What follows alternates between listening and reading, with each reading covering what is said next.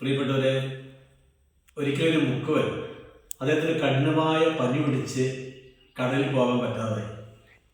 അപ്പം ആദ്യമായിട്ടാണ് തൻ്റെ മകനെ കടലിലേക്ക് അയക്കുന്നത്. മകൻ പോയി സമയമായിട്ട് തിരിച്ചു വരാതായപ്പോൾ അദ്ദേഹത്തിന് ഭയങ്കര ഭയമായി. പനിയൊക്കെ അവഗണിച്ചത് എഴുന്നേറ്റ് കടൽക്കരയിലേക്ക് ചെന്നു. അപ്പോഴുണ്ട് മകൻ കടൽക്കരയിൽ തോണിയായിട്ട് കടൽക്കരയിൽ ഇരിക്കുകയാണ്. എല്ലാവരും കടലിൽ പോയി. അപ്പം ചോദിച്ചു, മോനെ നീ എന്നെ കടലിൽ പോകാത്ത അവരുടെ കൂടെ? അപ്പോൾ മകൻ പറഞ്ഞു, അപ്പം ഞാൻ വരുമ്പോൾ കടലിൽ തിരയടിച്ചുകൊണ്ടിരിക്കുകയാണ്. അപ്പം തിരയൊന്ന് ശാന്തമായിട്ട് പോകാൻ വേണ്ടി കാത്തിരിക്കുകയാണ്. പ്രിയപ്പെട്ടവരെ, നമുക്കറിയാം കടലിൻ്റെ സ്വഭാവം തിരയടിക്കുക എന്നുള്ളതാണ്. തിരയടങ്ങിയിട്ട് തിര ശാന്തമായിട്ട് ഒരു മുക്കുവന് കടലിൽ പോകാൻ പറ്റിയത്. അപ്പം കടലിൽ പോയി പരിചയമുള്ള മുക്കന്മാരെന്ത് ചെയ്യും? ഈ തിരയെ മറികടന്ന് മുന്നോട്ട് പോകും. പ്രിയപ്പെട്ട, ഇതുപോലെയാണ് നമ്മുടെ ജീവിത യാത്രയിൽ. ചിലപ്പോഴെല്ലാം നമ്മുടെ ജീവിതത്തിൽ ഇതുപോലെ പ്രതികൂല സാഹചര്യങ്ങൾ, തിരയടിക്കുന്ന അനുഭവങ്ങളൊക്കെ ഉണ്ടാവും.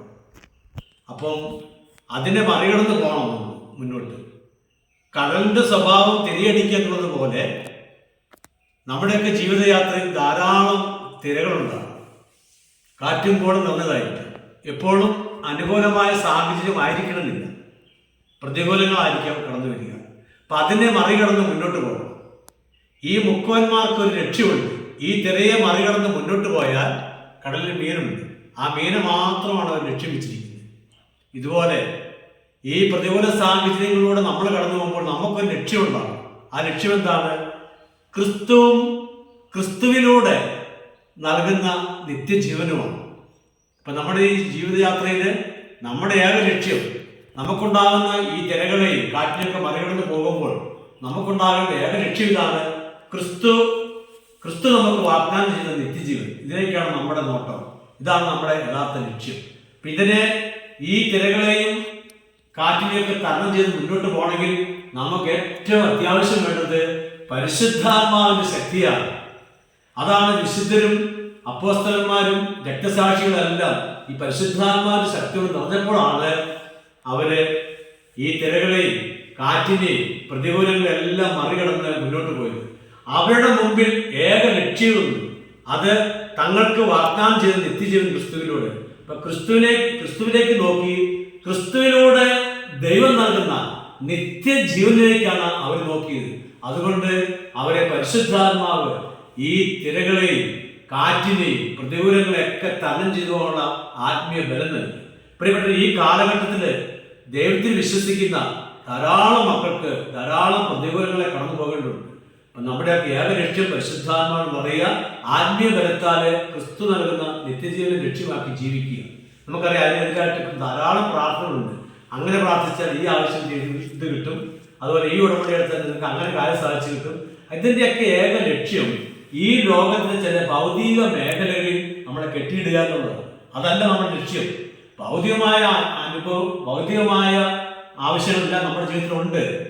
ഈ ഉടമ്പടി പ്രാർത്ഥന പുറകെ പോയിട്ട് അല്ലെ ആ പ്രാർത്ഥന ഈ പ്രാർത്ഥനയൊക്കെ ചെയ്തിട്ടാണ് നമുക്ക് ഒരു കഴിഞ്ഞ കാലഘട്ടങ്ങളിലെല്ലാം ദൈവം നമ്മളെ അനുഗ്രഹിച്ചുകൊണ്ടിരുന്നത്. അല്ലല്ലോ. നമ്മുടെ ഏക ലക്ഷ്യം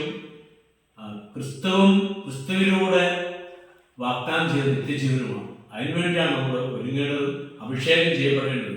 ബാക്കി കാര്യങ്ങളൊക്കെ അതിനോട് ചേർന്ന് തമ്പുരാൻ തന്നുകൊണ്ടല്ലേ ഇപ്പോൾ ഇരിക്കുന്നത്.